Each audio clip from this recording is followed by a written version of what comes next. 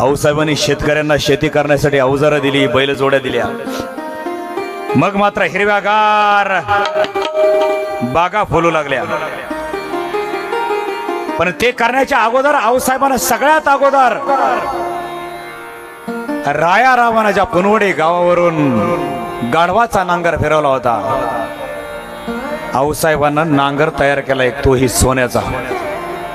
सोन्याचा फाळच तयार केला. नांगराला लावला आणि नांगराच्या मोठी शिवराजांना हातामध्ये धरल्या. ज्या मातीमधून आज गाढवाचा नांगर फिरवला होता या सुलतानी सत्तेनं, त्याच रानामध्ये माझ्या शिवाजी राजांना सोन्याचा नांगर धरला. हा फक्त भारतीयच करू शकतो, हे फक्त भारतीय करू शकतो. सोन्याचा फाळ धरला, पुनवडी गावामध्ये नांगरला गेला. पुनवडी गाव असेल, शिवापूर असेल, शहापूर असेल, असे वेगवेगळे गाव मात्र उत्कृष्ट रूपे घेऊ लागले. आणि आमचा शेतकरी वेगवेगळ्या बागा फुलू लागला. आंब्याची बाग असेल, संत्री असेल, मोसंबी असेल, चिक्कू असेल, फणस असेल, अननस असेल, नारळ असेल, पेरू असेल, अंजीर असेल, कलिंगड असेल, केळी असेल, सीताफळ असेल, बोरं असेल, अशा नाना प्रकारच्या वेगवेगळ्या बागा आता फुलू लागल्या होत्या. आऊसाहेबांची दूरदृष्टी फार मोठी हो. या रयतेसाठी आधारस्तंभ झालेल्या आऊसाहेब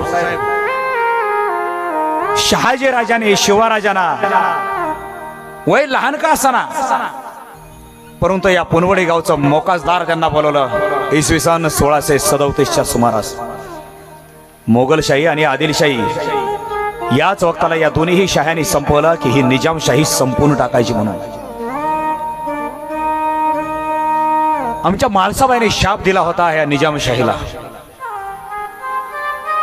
अरे तुमची चाकरी करणारे आमचे पतिराज एवढी इमानदारीने चाकरी केली तरी देखील तुम्ही आमच्या लखोजीरावांना मारलं ना. आमचा एका पतिव्रतेचा शाप आहे. एक ना एक दिवस तुमचा निर्वंश होईल, तुमची सत्ता संपल्याखेरी जाणार नाही. आणि आज आमच्या त्या माळसाबाईचा, उमाबाईंचा तो शाप आज खरा ठरला गेला. इसवी सन 16/6/1633 रोजी मोगलशाही आणि आदिलशाही या दोन्ही सत्ता एकत्र आल्या आणि निजामशाहीला कायमचं संपवलं, अगदी कायमचं. आणि या दौलताबाद किल्ल्यावरती मोगलशाह स्वतः विराजमान झाला. शहाजी राजांनी तयार केलेली फौज घेऊन जेवढी असेल नसेल तेवढी ही बरोबर घेतली. आणि निजामचा एक छोटासा मुलगा 4-5 वर्षाचा एक चुकून राहिला होता, त्याचं नाव होतं मूर्तिजा. राजा शहाजी राजाने आपला सगळा फौज फाटा घेतला, त्या मूर्तिजाला घेतलं आणि माहुली गडावर गेले. आणि माहुली गडावरती राजा शहाजी राजाने स्वतःहून तिथं पुन्हा नव्यानं निजामशाही उभा केली. आता एखाद्याला वाटेल सुलतानी सत्तेची ही निजामशाही राजा शहाजी राजांना नव्याने पुन्हा उभा करायची काय गरज आहे. परंतु शहाजी राजांचा इथं याच्याही पाठीमागे एक गनिमी कावा होता. निजामशहाचा 4-5 वर्षाचा छोटासा मुलगा, त्याला बादशाह बनवलंय. पण तुमच्या लक्षात आलं का, निजामशहा म्हणून जर मूर्तीच्या जरी दिसत असला तरी शहाजी राजांच्या तो मांडीर होता. शहाजी राजे त्या तख्तावर बसले होते आणि हुकुमशाही तो मुलगा करत नव्हता, ती निजामशाही चालवत होते ते राजा शहाजी राजे. कारण शहाजी राजांना हे निजामशाहीचं वरून पांघरून घ्यायचं होतं. आणि एकदा का मनगटात बळ आलं की मग अचानक स्वतःचं स्वराज्य स्थापन केलंय हे जगाला छाती ठोकून सांगायचं होतं. हा शहाजी राजांचा गनिमी कावा आहे. म्हणजे याच्यातून तुम्हाला आम्हाला एवढं नक्की कळायला पाहिजे की स्वराज्य निर्माण करण्याचा पट, ती संकल्पना राजा शहाजी राजांची ही पहिल्यापासून होती. ज्या ज्या वेळेस वेळ मिळेल त्यावेळेस शहाजी राजांनी ती साकार करण्याचा प्रयत्न केला. मूर्तिजाला घेतला, निजामशाही उभा केली. आणि एकीकडे मोगलशहाने आणि आदिलशहाने शहाजी राजांचा हा डाव ओळखलाच. हा डाव ओळखल्याबरोबर शहाजी राजांना कैद करण्याचं ठरवलं गेलं, त्यांना गुलाम करण्याचा प्रयत्न केला गेला. शहाजी राजांना गुलाम करायचं म्हणून मोगलशहा आणि आदिलशहा दोघ जण एकत्र आले. राजा शहाजी राजांना बोलवलं गेलं आणि शहाजी राजाला दरडावून सांगितलं गेलं, शहाजी, आपकी ये गुस्ताखी हम कतई हम सह नहीं पाएंगे. हुजूर, आमच्याकडून झालं काय ते तरी सांगावं क्या हुआ? आपने क्या नहीं किया? राजा जी, आपके दिमाग को हम आज नहीं जानते, आज नहीं हम पहचानते। हम कितने सालों से आपके साथ है, हम आपको अच्छी तरह से जानते हैं, पहचानते हैं। राजा जी, आदिल शाही ने और मुगल शाही ने दोनों ने निजाम शाही को खत्म कर दिया और आपने उस मूर्तिजा को उठाकर माहौली गढ़ पर फिर एक बार निजाम शाही को तैयार किया, खड़ा कर दिया। इसकी वजह क्या है? राजा शाहजी राजा, आप इतने चालाक हैं, हम बखूबी जानते हैं आपकी चालाकी को। आदिल शाह तर मुगल शाहला म्हणाला, हुजूर, मुझे तो ऐसा लगता है कि शाहजी को यहीं पर कुचल देना चाहिए, इसी वक्त इसे मारना चाहिए। बात तो सही है, बात तो सही है, लेकिन इतनी बड़ी गुनाह नहीं किया, इतनी बड़ी गलती नहीं की राजा शाहजी राजे ने कि शाहजी राजे का कत्ल किया जाए। क्या क्या शाहजी राजा का कत्ल नहीं हो सकता? नहीं नहीं बादशाह, नहीं, शाहजी राजा का कत्ल नहीं, लेकिन हाँ, शहाजी राजाने गुन्हा केलाय आणि त्यांना गुन्ह्याची सजाही मिळणारच। शहाजी, आजपासून तुम्ही महाराष्ट्रामध्ये दिसता कामा नये, तुमची कायमची करत आहोत ते आम्ही हद्दपारी। राजा शहाजी राजांची हद्दपारी झाली, न्याय ठरला, निकाल लागला। ज्या मातीमध्ये जन्माला आलो त्याच मातीमध्ये आज शहाजी राजांना राहता येत नव्हतं, कारण त्यांची हद्दपारी झाली होती। जगता येणार होतं पण महाराष्ट्रात नाही, स्वराज्य निर्माण करता येणार होतं पण महाराष्ट्रात नाही। इथून पुढचं सगळं जगणं, वागणं, करणं, कर्म सगळं आदिलशाहीच्या दरबारात। आणि काही 2 दिवसात शहाजी राजा जाणार। या वर्षाला शहाजी राजांना जावं लागणार। राजा शहाजी राजाने जिजाबाई साहेब एकत्र आले आणि नवरा बायकोला सांगतोय, शहाजी राजा जिजाकाला सांगतात, राणी साहेब आज निकाल लागला, आज निकाल लागला आमचा। राणी साहेब, आमचं नशीब बलवत्तर म्हणून आम्ही मरण्यापासून वाचलो, नाहीतर या सुलतानी सत्याचा केव्हा तलवारीचा वार आपल्या कंठावरती पडेल याची शाश्वती कोणीही देऊ शकत नाही। आयुष्य ओळून टाकलं तुमच्या पिताश्रीने राजा लखोजी जाधवरावानं, पण या सुलतानी सत्याला कधीही दया नाही आली, कधीही दया नाही आली। राणी साहेब, आम्ही जातो, विजापुरी जातो, आम्ही विजापुरात राहतो। राणी साहेब, आज आपल्याला दोन्ही पुत्रांच्या वाटण्या कराव्या लागतील। विजय सर, काय प्रारब्ध आहे? राजा शहाजी राजांना दोन्ही लेकरांच्या वाटण्या कराव्या लागल्या। अरे आज भाऊ भावापासून वेगळा झाला तर जमिनीच्या वाटण्या होतात, सत्तेच्या वाटण्या होतात, संपत्तीचे वाटणे होते। आज इथं नवरा बायकोना दोघांनाही मुलं वाटून घेण्याची वेळ आली होती।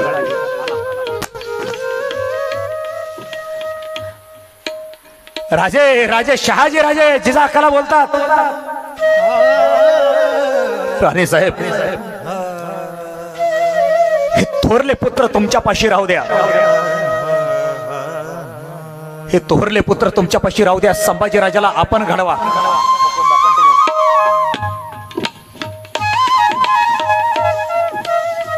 आम्ही लेकरू थोडेसे मोठे झाले की आम्ही या लेकराला घेऊन जाऊच। संभाजी राजा विजापुरामध्ये आमच्या बरोबर घेऊन जातो आणि शिवराजाला आपण लहानाचे मोठे करावे, आपण यास इथे घडवावे, आम्ही त्यास तिथे घडवतो। काळजामध्ये सोनेरी खोपसलेला हा एक बादशाह खूप मोठा सुराच होता। नवरा बायको एकत्र येऊन ढासा रडू लागली। धर्मपत्नीच्या डोळ्यातलं पाणी राजा शहाजी राजाने पुसलं टिपलं आणि राणी साहेबाला म्हणतात,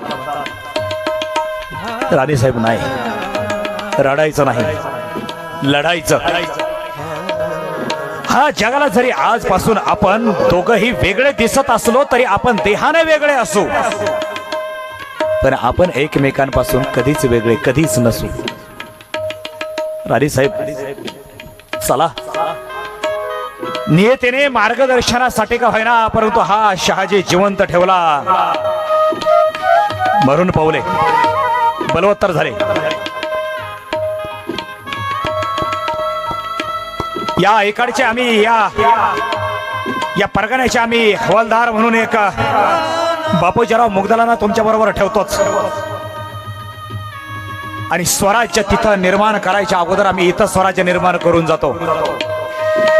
राणी साहेबांच्या समोर खासी खासी माणसं निवडली.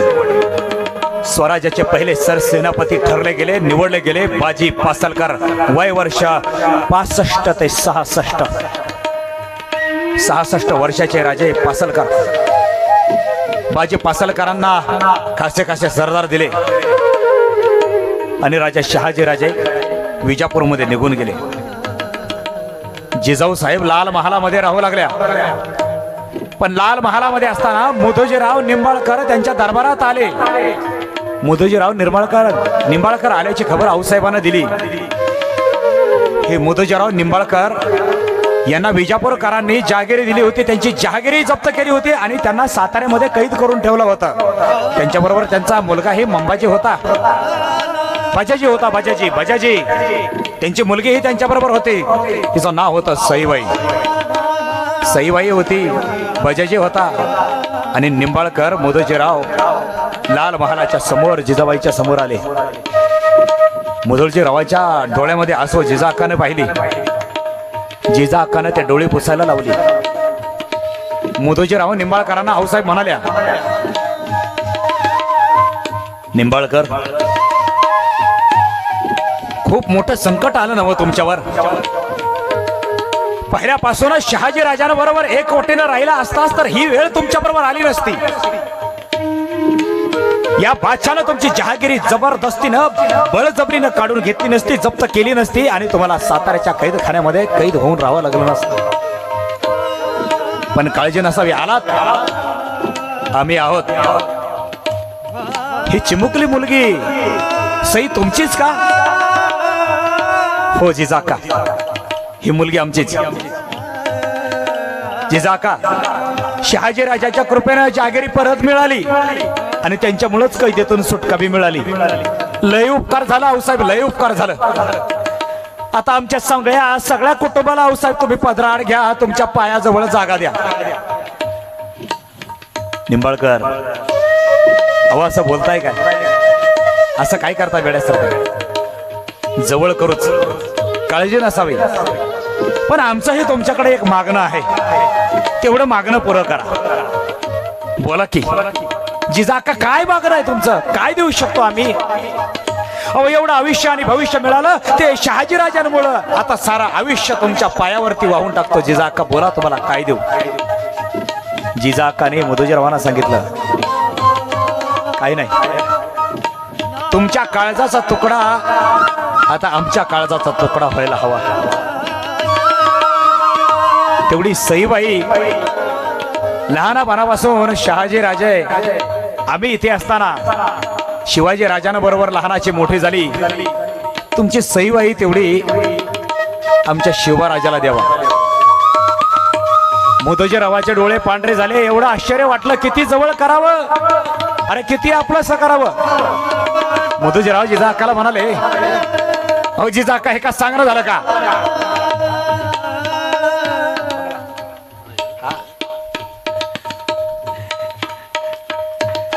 अहो हे का सांगणं झालं का? जिजाकानं आपलं जवळचं केलं आणि माझ्या शिवराजाचं लगीन ठरलं गेलं. शिवाजी राजांची 8 लग्न झाली, हे पहिलं लग्न. सईबाई तुमच्याजवळ फुलं पोहोचलेली आहेत ना? काल शहाजी राजांचं लगीन झालं, आज शिवराजांचं हे पहिलं लग्न.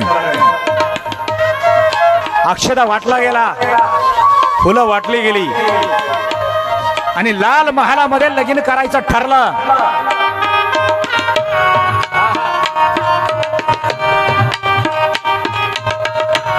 फुलं असते तर वाटावर जरा म्हणजे संपून जातील. वाटा पडकन.